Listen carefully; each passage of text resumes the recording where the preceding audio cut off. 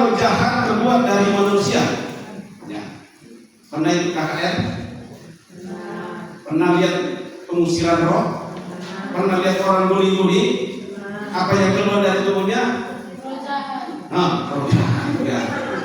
Roh jahat. Ya. Kalau sering ikut KKR, kalau sudah dipanggil altar call, pasti ada yang namanya pengusiran roh jahat. Ya. Nah, dikatakan apabila roh jahat keluar dari manusia, kemana dia?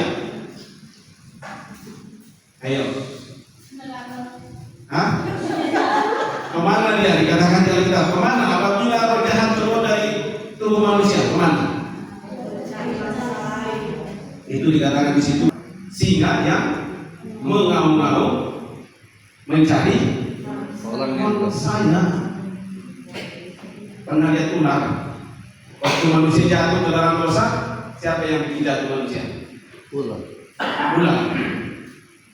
Ular atau ular itu hanya diperalat?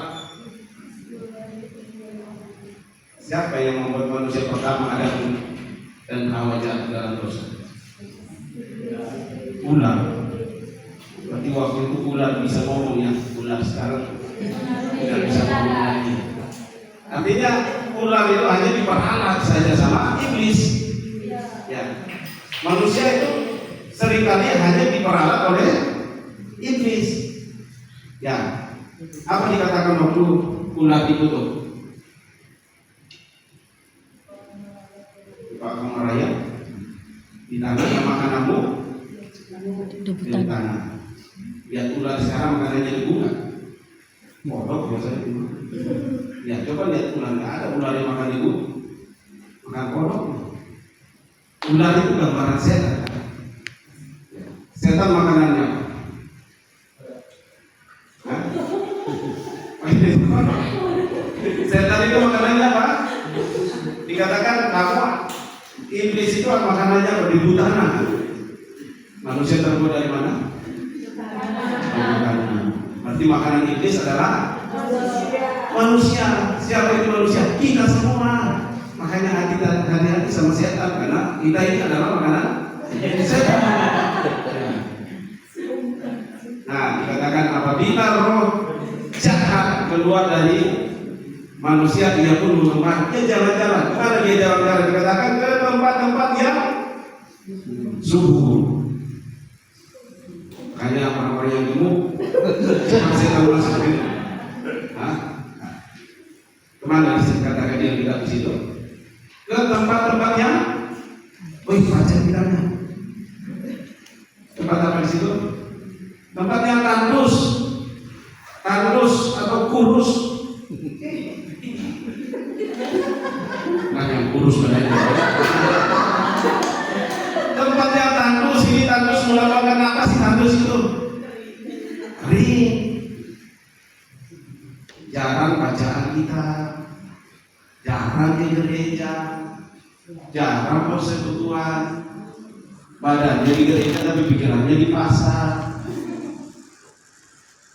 Ini tempat-tempat yang tandus, yang gampang dikatakan iblis mengembara. Roh jahat yang tadi dari keluar dari orang yang kerasukan itu, dia mengembara. Dia mencari tempat-tempat yang tandus, yang gampang dia masukin. Kalau orang jangan berdoa, makanya dikatakan lawan kita bukan darah dan daging. Kita ini terdiri apa? Daging dan musuh. Saudara-saudara, bukan orang yang ada di samping. Musuh suami bukan istri, bukan teman kita, bukan orang-orang yang ada di sekitar kita. Itu bukan lawan kita. Tapi firman Tuhan katakan musuh kita adalah roh-roh di udara, penguasa-penguasa, penghulu-penghulu yang ada di udara. Tiba-tiba laki-laki melihat perempuan, setan masuk dalam pikirannya. Gak ingat yang ada itu. Dia lupa kalau dia sudah beristri. Dikira dia masih muda. Setan masuk. Lihat harta orang lain, roh iri hati masuk di dalam pikirannya. Lihat orang berhasil, roh sakit gigi. masuk di dalam pikiran. Akhirnya apa yang dilakukan? Saling menunjukkan satu dengan yang lain, bukan menyakiti. Nah, dikatakan di situ kemana dia mengeluarkan? Ke tempat-tempat yang tandus. Ya, orang-orang yang secara rohani lemah, itulah gampang dimakan oleh iblis. Ya, dikatakan dia mencari tempat yang tandus untuk menjadi perhatian karena ia tidak mendapatkannya. Wah, ketika dia masuk di jemaat MBC di Sukabumi, dia lihat ada yang tandus. Ternyata jemaat yang ada di MBC Jantung rajin semua saat dulu, rajin semua baca firman Tuhan, walaupun agak ngantuk, tapi dalam roh, ya, mendengarkan khotbah di dalam roh dan kebenaran. Ya. Nah, dikatakan di situ dia mencari tapi dia tidak mendapatkan. Ini masalahnya. Karena yang dia lihat orang-orang yang secara rohani luar biasa. Akhirnya roh jahat tadi apa yang dia lakukan? Apa yang dikatakan di sini? Ya, aku akan kembali ke rumah yang telah tinggalkan itu. Ini peringatan bagi kita semua. Kita sudah dibersihkan. Siapa yang selama hidupnya lebih dari 10 kali KKR? Ya, KKR. Siapa yang ikut altar pol? Siapa yang didoakan sama pendeta? Siapa yang pernah diusir roh jahat dari dalam tubuhnya? Siapa yang percaya Yesus sebagai Tuhan dan Juru Selamat baginya? Tentunya kita semua adalah orang-orang yang sudah bersih. Ini sudah dibersihkan. Tapi ingat di situ, justru kadang setan melirik yang sudah bersih. Coba dikatakan di situ. Karena dia tidak mendapati orang-orang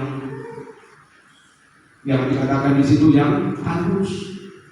Makanya dia pikir, ada orang yang baru dilepaskan.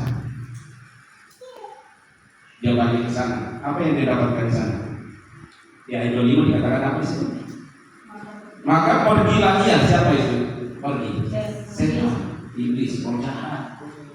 Maka pergilah ia dan mendapati rumah itu bersih, tersapu dan rapi teratur. Artinya apa? Tidak cukup saudara jadi orang Kristen. Ingat, tidak cukup kita jadi orang Kristen. Tidak cukup kita ikut ibadah. Tidak cukup kita ke gereja. Tapi pertanyaannya, ketika kamu menyanyi, benar nggak hatimu sampai kepada Tuhan? Ketika kamu mendengar firman Tuhan, benar nggak hatimu sampai kepada Tuhan? Kamu datang ke gereja untuk apa? Untuk memuji Tuhan? Atau karena kau orang Kristen, nanti tetangga bilang, masa orang Kristen hari ini tidak ke gereja? Manusia boleh ditipu, pendeta boleh ditipu, pelayan Tuhan boleh ditipu, tapi Tuhan tidak bisa ditipu. Ini yang penting. Yang penting. Makanya ada lagu, kalau angkatan 70-an pasti masih ingat lagunya. Siapa sih yang Kribo rambutnya panjang itu? Ahmad apa ya? Itu lagunya apa dulu? Yang terkenal? Dunia ini panggung sandiwara, sekiranya mudah berubah. Bisa saja digambar, aduh, rohani kelihatan, tapi sebenarnya rohani. Yang tahu kita sungguh-sungguh ikut ibadah, saya tidak tahu, tapi Tuhan melihat. Dan Tuhan tahu siapa yang Tuhan akan berkati, siapa yang Tuhan akan cari. Ibu orang yang setia sama kita.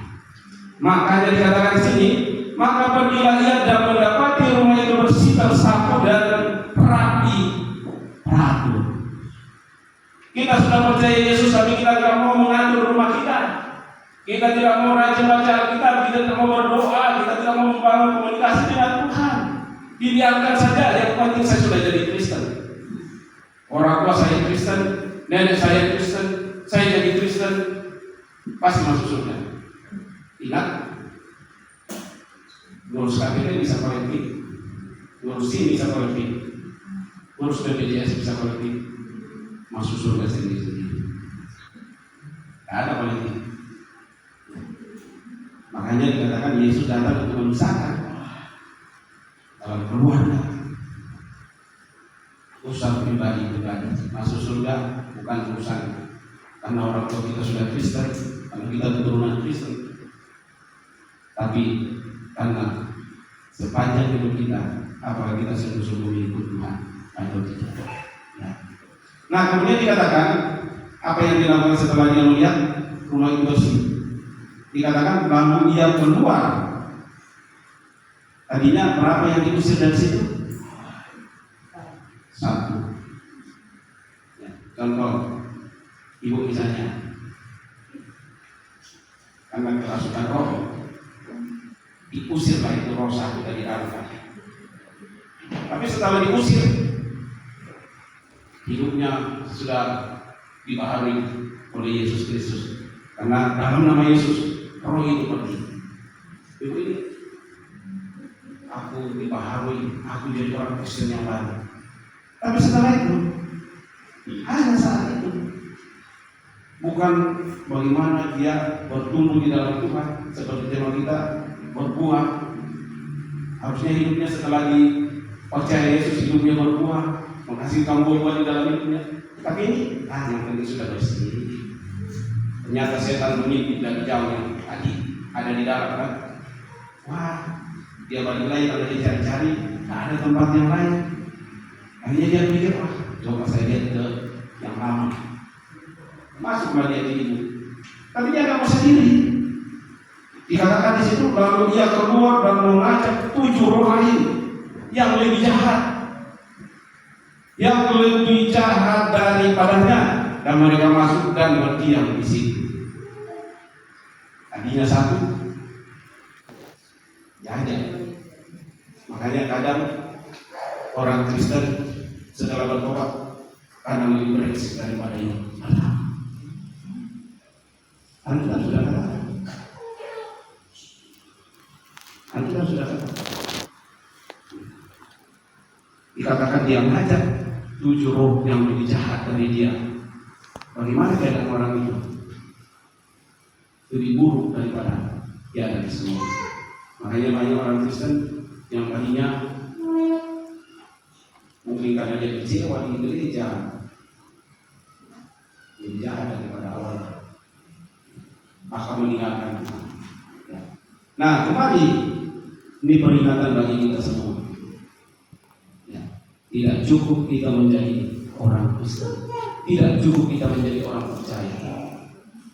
Sama kalau kita menikah, ya, sama tadi ada penyerangan. Apakah hanya sampai pada penyerangan? Tentu ada tugas-tugas selanjutnya. Tadi ada pertanyaan, bersediakah untuk mengasuh anak ini? Bersedia. Apakah itu hanya janji di depan pendeta Ferdin? Saya kira janji kepada Tuhan dan tanggung jawab suami istri untuk membawa anak ini seperti janji. Bukan banyak sekarang orang menikah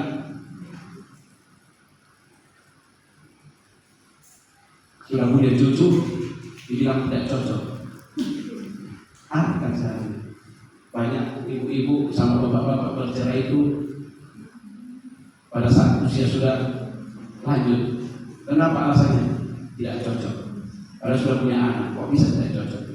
Ya, nah ini banyak kejadian seperti itu. Jadi perjuangan jadi orang Kristen itu proses. Mungkin pernah saya sampaikan kalau kita seperti orang Israel yang dibawa dari Mesir, itu janji yang luar biasa kan. Apakah memberikan kau tanah yang berlimpah susu dan madu?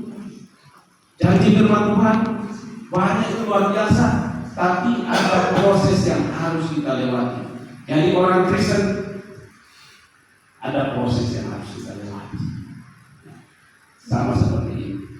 Ketika kita sudah dibersihkan, ada tugas yang harus kita lakukan. Mulai baca kitab Tuhan. Bagaimana kita mengenal Yesus kalau kita tidak pernah baca kitab? Belajar perpun saya kira ada DK, ada sel grup, dan ada semua susah. Ya, terus kesan yang besar di sana kan kita bertumbuh satu dengan yang lain. Jangan karena kesibukan kita, kalau kita katakan Tuhan tidak mau di nomor 2, Tuhan mau nomor 1. Makanya dikatakan di dalam Matius pasal 6, carilah dahulu apa? Kerajaan Allah dan kebenarannya, maka semuanya akan ditambahkan. Kalau ada di sini yang kita pilih, kalau kita lanjutkan nanti bacaan kita di sana, itu bicara tentang kebutuhan, apa yang akan kamu makan, apa yang akan kamu minum, apa yang akan kamu pakai.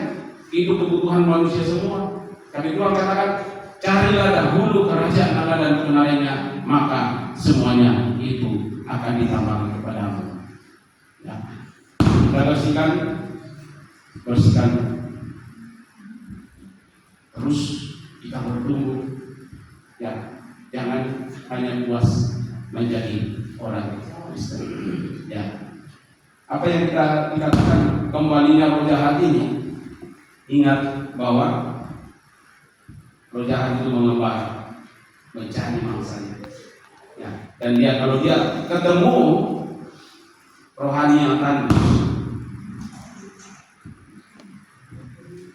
setan nggak mau disebut namanya. Nah ini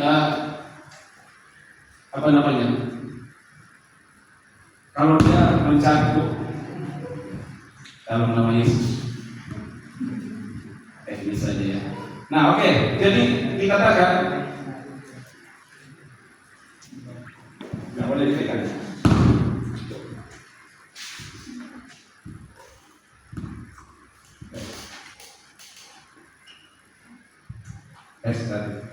Nah ya, jadi kembali ke sini,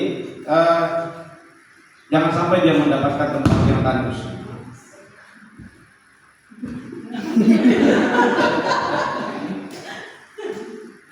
Ya, kalau dia ketemu tempat yang tandus, dia akan menginap di sana. Dan dikatakan kalau dia menginap, dia tidak mau satu orang, dia tidak mau sendiri, dia mau bawa. Dikatakan kalau dalam kisah yang kita baca hari ini, dia bawa 7 roh yang lebih jahat. Tadinya hanya roh iri hati yang datang, dia kasih masuk lagi roh cemburu, roh sakit hati. Ada 7, ya. Nah kalau itu masuk semua, coba bayangkan kalau itu ada semua di dalam diri kita. Oke, coba kita renungkan sejenak. Kira-kira roh apa yang masih ada dalam diri kita?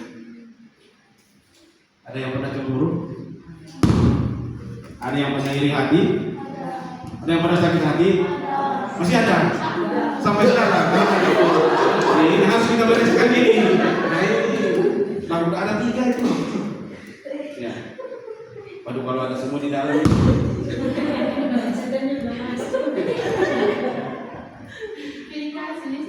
Ya, itu roh-roh yang coba kalau ada samping temanmu bawa cowok, kira-kira kamu cemburu nggak?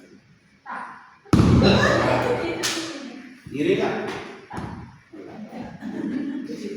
Puji Tuhan, tadi sudah keluar ya. Jangan dibiarkan masuk lagi ya. Nah itu saya kira itu yang saya sampaikan hari ini. Kembali bahwa kenapa dia ini kemarin enggak kayak gini ya, hari lancar ya. Sudah disebut nama setan. Nah iya. Ini.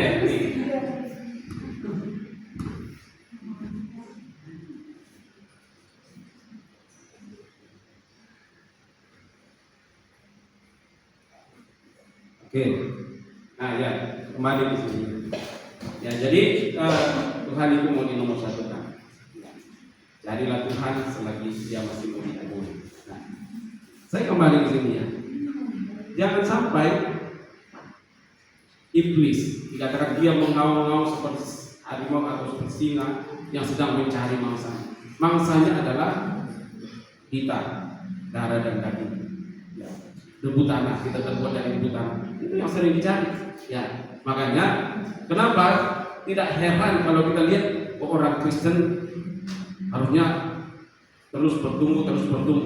Nah, kalau dia terus bertumbuh ya itu yang memperbaharui dirinya sehingga keluar buah-buahnya. Nah, Yesus katakan bagaimana kami tahu bahwa itu sungguh-sungguh di dalam Tuhan. Dari Dikatakan buahnya lah dari buahnya lah kamu akan mengenal. kamu akan mengetahui. Ya, gampang kita lihat dari buahnya. Apakah dia orang Kristen? Kalau lihat orang susah, apakah dia bantu? Ya, apakah dia tolong?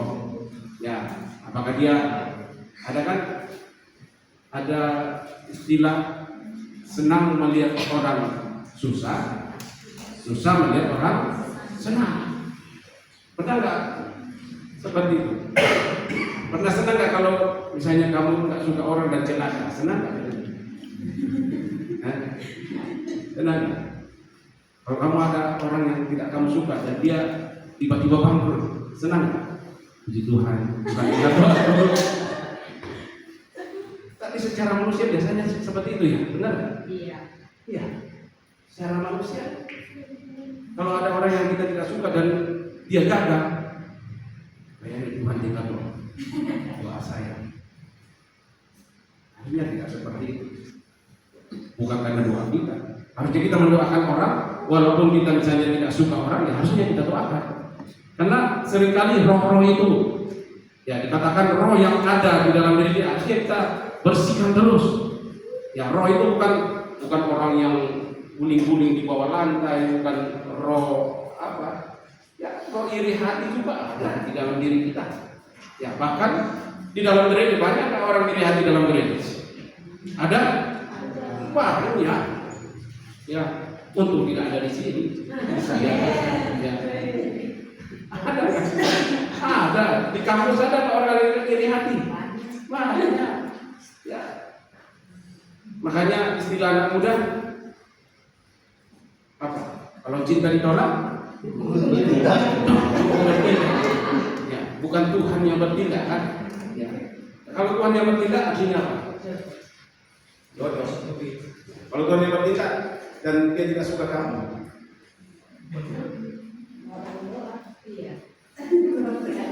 ya makanya dikatanya anak muda ini ada anak muda yang belum dapat pasangan. Nanti pulang gereja ada pasar jual pakaian di sini. Ada? Iya. Udah ada pacar belum? Udah ada. Belum. Mana ini? Kau pulang gereja nanti lewat di pasar, beli celana panjang sama baju, taruh di kamarmu. Kamu berdoa, Tuhan, ini bajunya sudah datang, orangnya belum ada. Nah, gitu. Kirimkan orangnya tuh. Doanya. Nah itu ya, jadi kembali kita sudah bersih. Ya jangan kita biarkan tandus atau jangan kita biarkan kosong, yang nggak ada aktivitas di dalam seperti yang kosong tadi, sehingga roh jahat itu masuk kembali, sehingga bukan karena kita lebih baik, tapi tambah hancur. Nah seringkali terjadi ketika kita menghadapi masalah. Ingat, setan itu paling gampang masuk di dalam orang Kristen pada saat orang Kristen itu menghadapi masalah. Yesus dicobai saat dia waktu habis puasa 40 hari, setan datang kan? Apa yang setan katakan? Jika engkau anak Allah, ubahlah batu itu jadi roh. Kenapa setan suruh Yesus rubah batu jadi roti? Kalau orang habis puasa biasanya apa? Lapar. Setan itu menawarkan sesuai dengan kebutuhan. Ya, kalau lagi nggak ada uang, setan datang.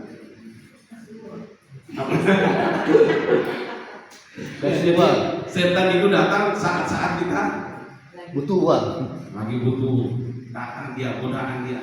Dan setan itu cuma satu kali nggak dia menggoda. Enggak. Berkali-kali. Nah, dia tahu. Kalau tahu misalnya Simpson dan Delila, berapa kali dia goda sampai Simpson jatuh? Oh, berkali-kali. Yesus berapa kali? 3 kali. Bedanya kan Simpson jatuh, godaannya jatuh dia Simpson.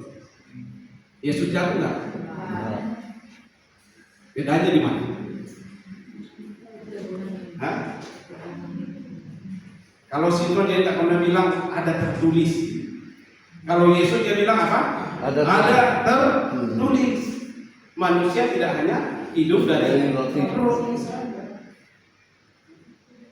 Kalau besok-besok lagi nggak ada uang di kampus untuk jajan, ada godaan, itu dompet teman itu ada merah keluar, langsung ingatkan kita ada tertulis jangan mencuri.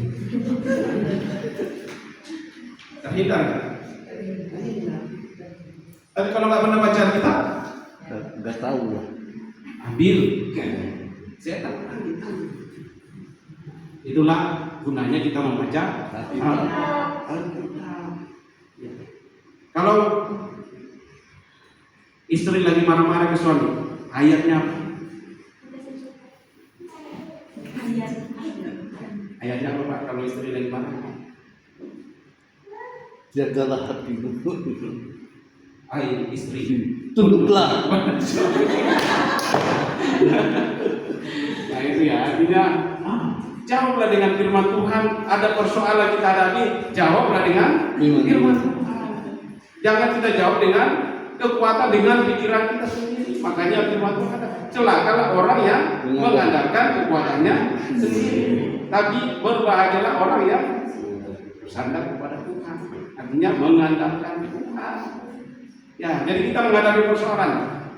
Setan itu selalu datang di saat-saat yang tepat. Ingat, iblis itu mengintip. Kira-kira ada iblis nggak di sini? Banyak. Ada. Mungkin kita keluar dari pintu ini sudah ada godaan. Kalau kita nggak ada firman yang mengcover kita, jangan. Saya biasa doa, Tuhan berikanlah aku kesabaran menghadapi anak saya. Baru amin, udah bikin jengkel. Tuhan ingatkan lagi. Tadi kan kamu minta berikanlah aku kesabaran. Sabar. Jadi tantangan itu selalu ada. Dan iblis tidak tinggal diam. Dia tidak mau membiarkan anak-anak Tuhan hidup tenang. Tapi apa yang bisa mengcover semua? Seperti Yesus katakan, ada tertulis, ada tertulis, ada tertulis. Saya katakan ke anak-anak kami di sana, nanti kalau kamu udah ngerti firman Tuhan, kau dibuang di mana saja, kau bisa jaga diri. Dan saya kira kalau orang yang mengandalkan Tuhan, Tuhan tidak akan biarkan. Ya, Tuhan tidak akan biarkan kita sampai tergeletak. Mungkin oleh-oleh itu boleh, tapi sampai tergeletak tidak akan. Percaya sama Tuhan. Percaya sama Tuhan. Kalaupun Tuhan izinkan kita mati, ya mati. Tapi kalau orang yang bersandar berharap sama Tuhan, Tuhan tidak akan biarkan. Ya. Kuasa Tuhan lebih besar daripada kuasa-kuasa yang ada di dunia. Amin. Oke, kita sudah bersih. Mari kita bangun. Ya seperti fondasi sudah ada. Kalau kita bangun rumah kan, masa kita biarkan hanya fondasinya. Fondasi sudah ada. Mari kita bangun supaya menghasilkan buah-buah di dalam setiap kehidupan kita. Hingga kita ketemu orang beda orang yang mengandalkan Tuhan dengan orang yang tidak mengandalkan Tuhan. Ya, dari wajahnya bisa kelihatan. Ya. Wajahnya senyum terus. Sukacita kan. Di jalan ketemu di jalan ketawa terus ya. Nah, ya kalau ketawa terus sudah diseret sama Satpol PP nanti. Pokoknya sederhana ya. Percayakan sama Tuhan, kalau dibersihkan, mari kita bangun hidup kita di dalam Tuhan. Mari kita berdoa.